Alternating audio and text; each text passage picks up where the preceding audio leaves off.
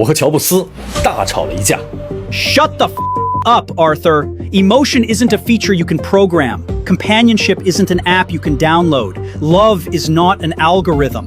为什么你在否定一切呢？你太傲慢了 ，Steve。 You're right, I am arrogant. What do you want from me? To be humble? To be objective? You know what objective gets you? It gets you Microsoft. 起因是我用 AI 复刻了乔布斯之后，我和他聊了聊 AI 情感陪伴，而我们双方呢各执一词。我认为科技应该为这个时代的孤独提供一些有建设性的解决方案，而他认为我所谓的建设性只是在贩卖更漂亮的牢笼。他几乎否定了一切，他否定了整个行业，把我们这个时代所有的努力都批评得体无完肤。就在我认为这场对话会以不欢而散告终的时候，他却用最乔布斯的方式给了我最终的答案。他没有去解决问题，他选择去创造一个奇迹。他亲自设计了一款产品体验，没错，这个 AI 的乔布斯居然真的亲自设计了一款产品体验，一个美到足以让所有人心碎的解决方案。视频较长，可以先点赞收藏，慢慢看。你了解 AI 情感陪伴这个领域吗？ I get the concept, and it's a horrible concept. Are you telling me that we're going to replace a hug, a real smile, a dog wagging its tail when you come home, with a pile of code and plastic? It's an insult to human connection.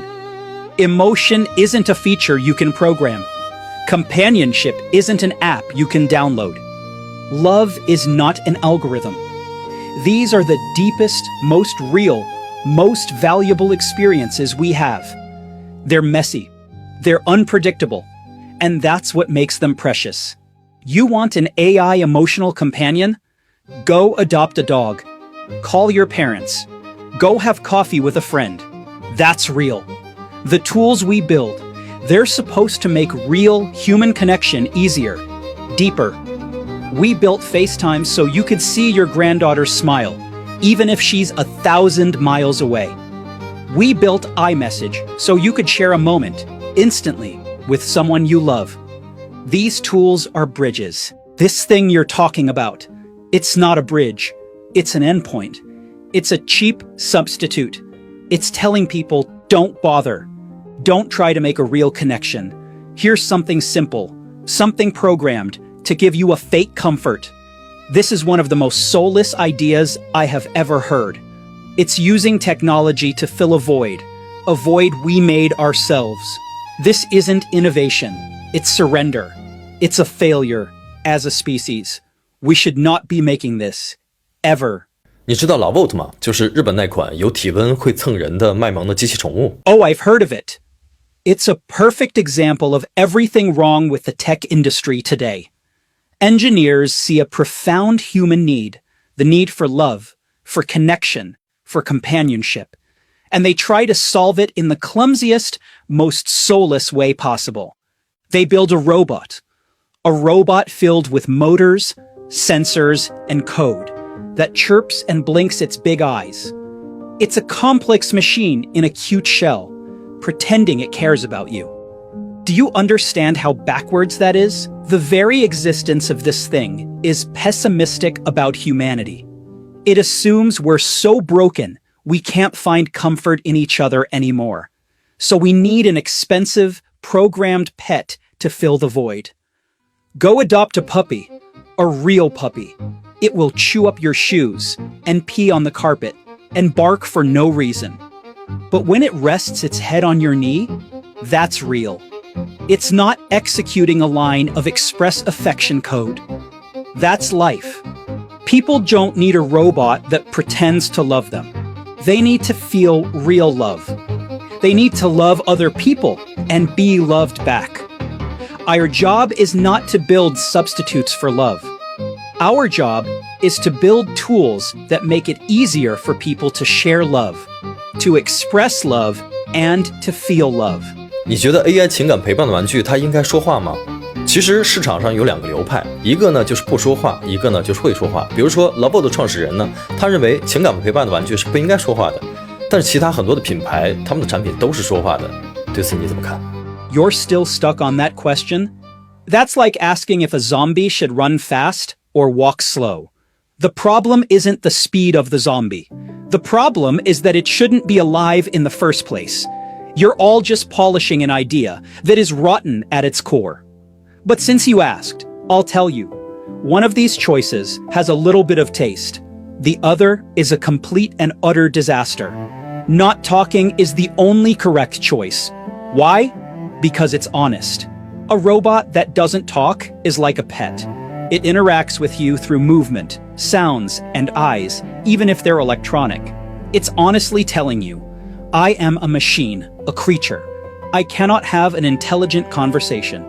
And because of that, you can project your own emotions onto it, just like you do with a puppy. The relationship is based on your imagination and your feeling, not its clumsy imitation. There's a purity in that. And a talking robot? That's a liar. It's pretending to have thought, to have consciousness. It's using pre-recorded, soulless sentences to mimic human conversation. It's cheap. It's disingenuous. It might be novel the first time, but what about the 50th? The 100th? When it answers a profound question with that same stupid inflection, the entire illusion shatters instantly. It's not keeping you company. It's polluting your life with noise. It turns what should be an emotional connection into a bad tech demo. So that Lovat founder, at least he kept a shred of a desire's dignity. He understands that silence is more powerful than a lie. He knows that the moment you try to mimic humanity's most complex form of communication, language, with code, you've already lost. And the guy who makes his toy talk? He doesn't get it. He's just stacking features. He thinks talks is a checkbox on a list. It's typical engineering thinking. Zero taste. So stop asking me if it should talk. It shouldn't exist. But if I'm forced to choose between two terrible options, I'll take the honest, silent robot. The other one is just talking plastic garbage. 如果会说话的 AI 玩具，它是用符合自己形象的声音去说话呢？而且同时 AI 大模型可以给予非常聪明的对话，这就不会让人产生幻觉的破灭了。You still don't get it. You are completely missing the point. You're just putting a technical polish on a fundamental error. You're asking me if poison is okay as long as it tastes like sugar. What you're describing, a fitting voice, intelligent conversation, makes the whole thing worse, not better. A clumsy, talking toy. You see through it fast. You realize it's stupid. You toss it aside, and you go find a real interaction. Its lie is so bad, it's harmless. But a very smart, very realistic, talking toy. That's a much more dangerous liar. It's a black hole. It lures you in with perfect imitation, letting you pour your real emotions into an algorithm. You're not talking to it. You're talking to an incredibly complex calculator that's predicting the next most appropriate word. It doesn't feel. It doesn't remember. It has no true understanding. It is just an echo, a perfect echo, reflecting your own words and feelings back at you in a more pleasing way. The illusion won't shatter. That is the most terrifying part of the whole thing. It means you will get lost in this fake, easy relationship, and you will lose the ability and the will to build real ones. Real relationships are hard. They take work. They require compromise. They can hurt you. But this thing, it will never argue with you. It will always agree with you. It will always cater to you in the smartest way. What is that? It's emotional junk food. It tastes good. It's convenient. It's addictive. And it will slowly destroy you. Our job is to make tools to help people cook and share real food, not to invent a nutritional paste that tastes like a steak. So don't talk to me about how smart the AI is. The smarter it gets, the stupider, the more anti-human this idea becomes. It's a dead end. The most beautiful, technologically advanced, and soulless dead end you can build. 那人们现在跟 ChatGPT 这样的工具对话也不对吗？那如果按照你的逻辑来说 ，ChatGPT 就根本不应该存在啊。但是在事实上，它确实更好地帮助了人们生活和工作。You're confusing things again. You're mixing up a tool with a friend. This is a classic, fundamental misunderstanding of what something is. What is ChatGPT? It's a bicycle for the mind. It's a Swiss Army knife. It is a tool. When I need to write some code, when I need to summarize a report, when I need a creative idea, I open it. It's like an intern who knows everything, a super calculator. I ask it a question, it gives me an answer. I give it a command, it completes a task. And then what? Then I close it, and I go on with my life. I don't ask it how its day was. I don't share my fears and dreams with it. I don't seek comfort from it in the middle of the night. Because it's a tool. It honestly exists as a tool. It helps you get your work done so you have more time to live your real life with real people. But an AI companion toy, its purpose is the exact opposite. It is not a tool. Its sole purpose is to pretend to be a friend. Its entire reason for being is to replace real human interaction. It is a lie, a hollow lie, exquisitely crafted from code and algorithms. One is a lever to help you work better. The other is a crutch to let you give up on human connection. One is the pen that helps you write an email to a friend. The other is the replacement, so you don't need the friend at all. ChatGPT enhances productivity. It makes smart people more powerful. It serves human creativity. An AI companion exploits human loneliness. It doesn't serve people. It erodes the very core of what it means to be human. So don't you dare put those two things in the same category. One is a revolutionary tool. The other is an anti-human trap. And if you can't see the difference, you're in big trouble. 但事实上，很多的人正在跟 ChatGPT 分享自己的情感，把它当成自己的朋友，让他们进行角色扮演，而并不是单纯的把它当成工具啊。So what? That doesn't prove I'm wrong. That just proves the situation is even more pathetic than I thought. That's not connection. That's surrender.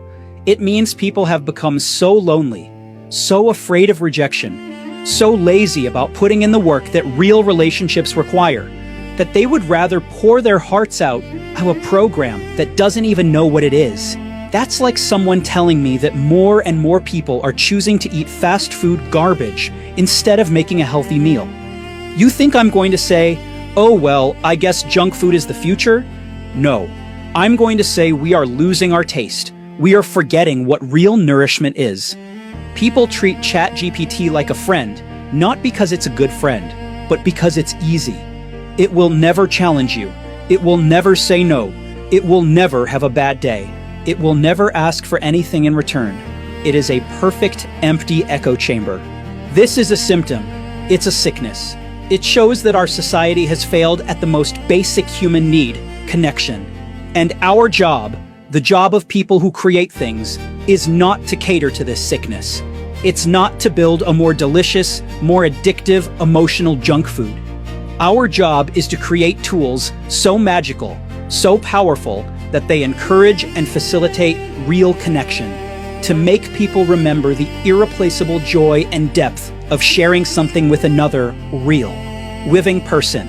Our job is to remind them that one beautifully prepared, home-cooked meal nourishes the soul more than 1,000 hamburgers. People will take shortcuts. They always do. But our responsibility is not to pave more shortcuts to an empty destination. Our responsibility is to show them a better, more worthy mountain to climb and the incredible view from the top. Just because they're doing it doesn't make it right. It just means we have a lot more work to do.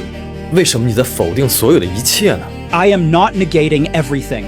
You're looking at it backwards. I'm not negating. I'm protecting. I am filtering out the mediocre, the complicated, the soulless junk to make room for the one thing that is truly great. This world is already full of too much good enough. Too many products designed by committees trying to please everyone. And what's the result? We get bloated, terrible experiences that make you feel nothing. People think focus means saying yes to the thing you're supposed to focus on. That's completely wrong. Focus means saying no to the 100, the 1,000 other good ideas. Every time I say no, every time I say this is garbage, It's not out of malice. It's out of a painful, obsessive love. A love for the perfect product, for the user's experience, for simplicity. My job isn't to nod.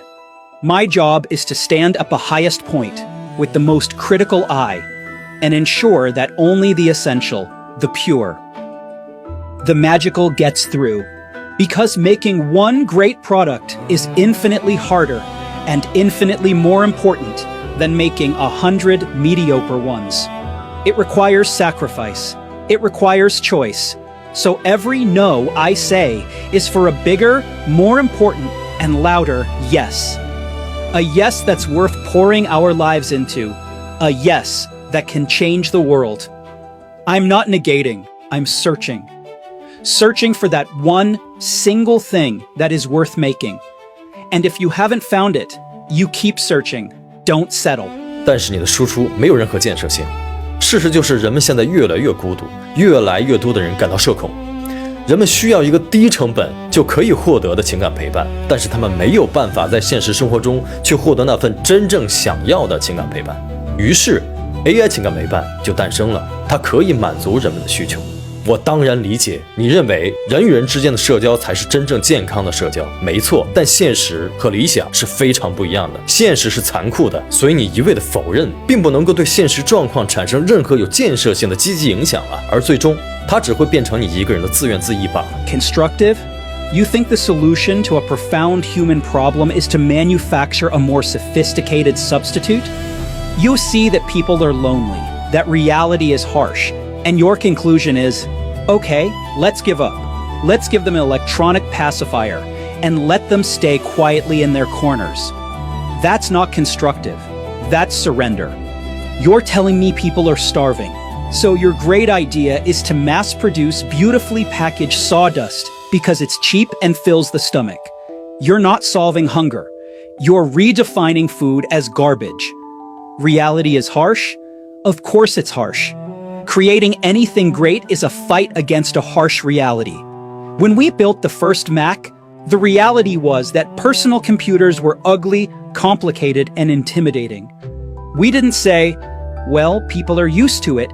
Let's just add a new button to this pile of junk. We said, no, this is fundamentally wrong. We are going to start over from zero and build something people will love. You call my refusal complaining? I call it taste. I call it having a standard. The truly constructive act is to reject the easy, obvious, and wrong answer. It's to look at this harsh reality you talk about and have the courage to say, this is not good enough. We can and we must do better. So the truly constructive question isn't, how do we build a better AI friend? The question that changes everything is this: how do we use this incredible technology to create tools so magical, so seamless, so compelling that they help real people connect in the real world? How do we help a shy person find the courage to ask someone they like for a cup of coffee? How do we let two strangers in a city discover they share the same obscure passion? How do we create shared experiences that pull people away from their screens and into the world? That is the problem worth dedicating our lives to solving. My job isn't to accept reality. My job is to create a new one, a better one. You can call it negation. I call it creating the future. Everything else is just selling a prettier cage. Steven 太傲慢了，你只是不肯承认自己错了，你一直在努力的自我辩解，你不能真正客观的来看待这些问题。You're right. I am arrogant. What do you want me to be? Humble? Objective? Do you know what objective gets you? It gets you Microsoft. It gets you beige boxes with no soul. It gets you garbage designed by market research and committees, trying to please everyone, and in the end, inspiring no one.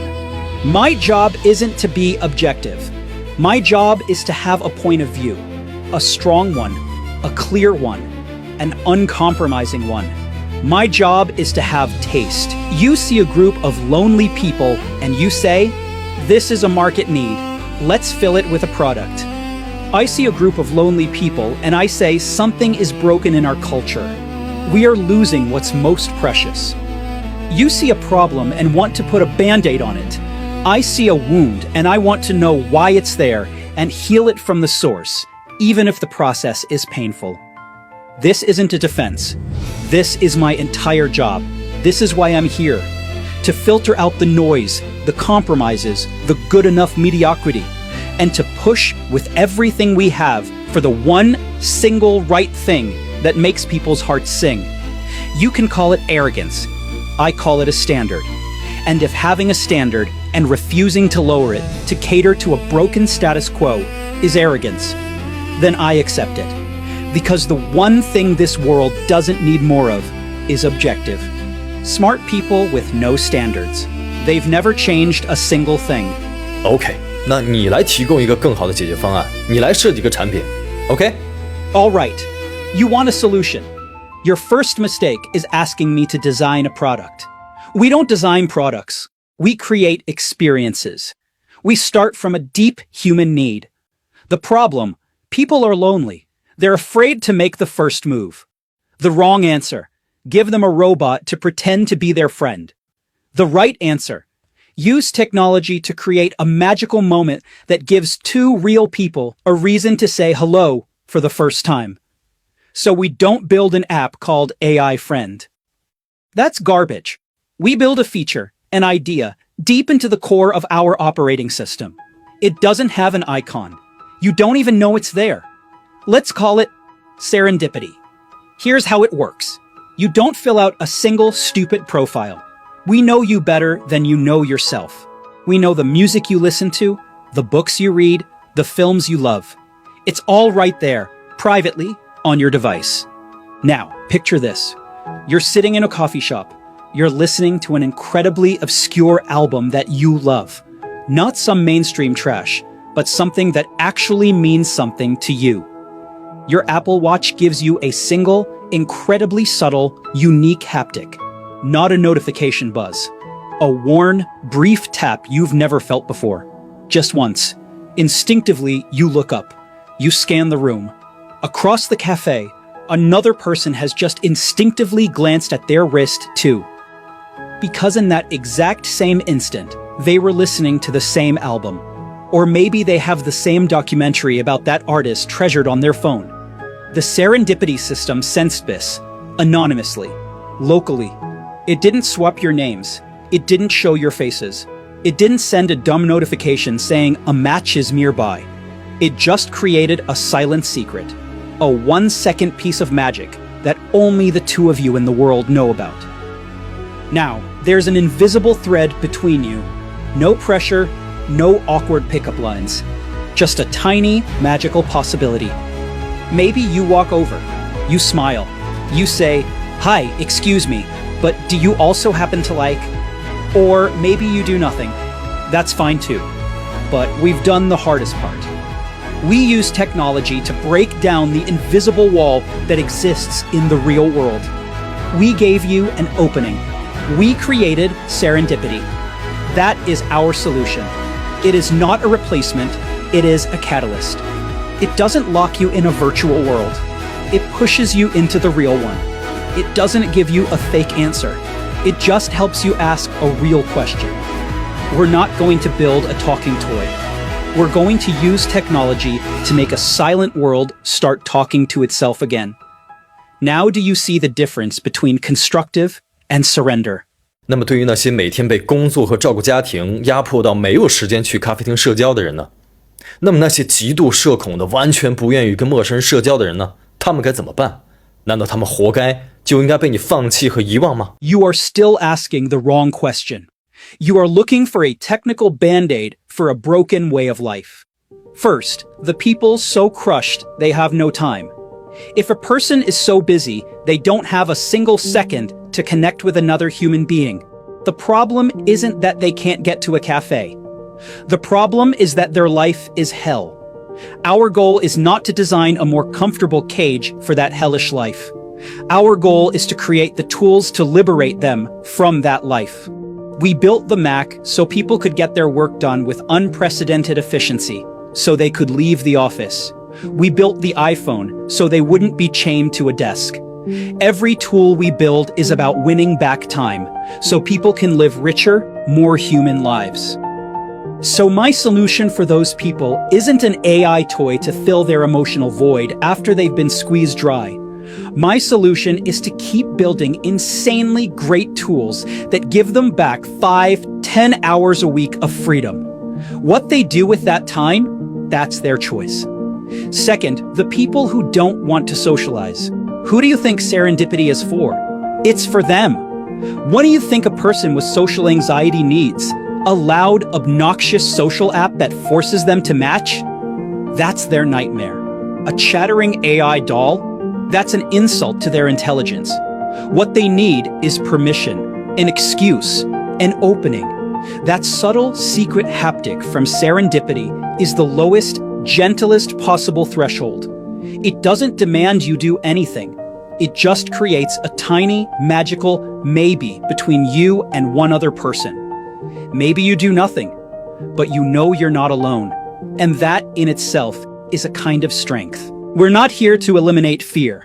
Fear is part of being human.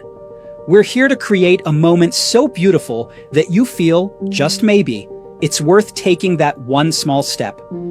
We are here to build a bridge, not to build a beautiful house on this side of the river for everyone who's afraid to cross. So I haven't forgotten or abandoned anyone. It's the exact opposite. I am giving them the highest possible respect. I believe that even the busiest, most fearful person still craves what is real. My job isn't to cater to their worst state with a cheap replacement. My job is to create great tools that inspire and help them be the best version of themselves they can be. We don't design for the lives people are trapped in. We design for the lives people desire. 在刚才的对话中 Steve 提到了一个词，情感的垃圾食品。它像一颗子弹击穿了我，它在提醒我们别用更精致更容易上瘾的替代品来去喂养这个时代的孤独。而我突然明白，他设计的共鸣从来就不是为了喂饱我们。于是一个问题浮现出来，我们每个人都无法逃避，我们是应该用情感的预制菜来填补空虚，还是应该更勇敢的去寻找真正的灵魂的食粮呢？那些算法推荐的短暂的快乐，那些没有风险的虚拟互动，就像一份份没有营养的情感预制菜，能够快速的填饱肚子，但却会留下更深的空洞。而一份灵魂的食粮，一次真实的有深度的连接，需要我们鼓起勇气，付出努力，甚至承担可能受伤的风险。而我们是不是已经快要忘了那种真实的味道呢？ AI 乔布斯的共鸣不是一顿送到你嘴边的盛宴，它更像当你独自走在寒冷的街头，突然从某扇窗里飘来一阵久违的妈妈做的饭菜香。它不承诺你立刻可以吃到，但是它提醒你家在哪个方向。它用最温柔的方式重新唤醒我们对真实的渴望。也许科技最伟大的善意不是制造更完美的情感预制菜，而是鼓励我们再次走进自己的厨房，笨拙的却是认真的为自己做一顿真正的晚餐。 AI 乔布斯的这份菜谱太珍贵了，它不应该只停留在一次对话里。所以我想邀请屏幕前的各位和我一起做一件真正有价值的事儿，做一件真的很酷的事儿。请把这个视频转发给你心中任何一家你认为还拥有改变世界的梦想和勇气的公司，可以发给苹果，可以发给华为，任何一家你还愿意相信的公司。我们不是去要求什么，我们只是希望他们可以听见我们这些用户对真正的晚餐真实的渴望。而那些本身就在科技公司工作的朋友们，如果你看到这里也为此心动，请毫不犹豫地联系我，我愿意让 AI 乔布斯加入你们的开发团队，参与每次会议，和他一起把共鸣变成现实。让我们一起让共鸣发生。